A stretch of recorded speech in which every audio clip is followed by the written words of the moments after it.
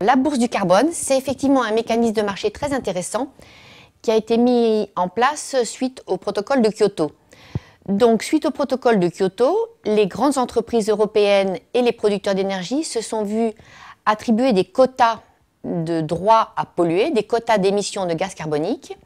et ils peuvent s'échanger ces quotas sur une bourse donc, qui s'appelle ETS, Emission Trading Scheme. S'ils ont trop de quotas et s'ils n'ont pas consommé tous leurs quotas, ils peuvent les revendre ou en acheter sur cette bourse.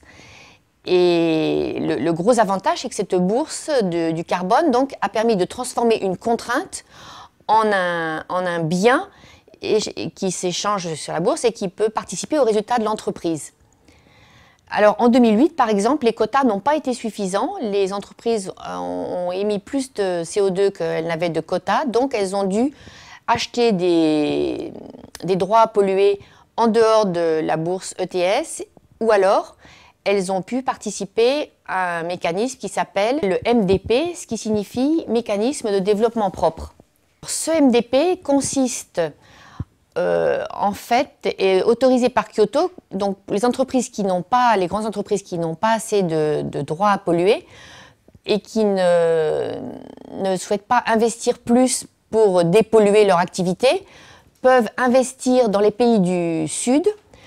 réaliser des investissements de dépollution qui vont du coup être beaucoup moins coûteux et qui vont permettre de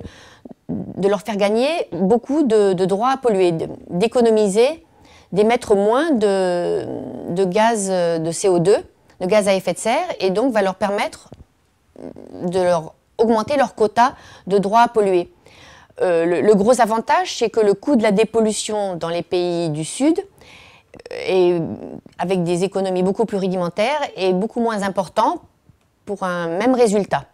Alors le protocole de Kyoto a limité à 13,5% des quotas de CO2 ces quotas gagnés grâce au MDP.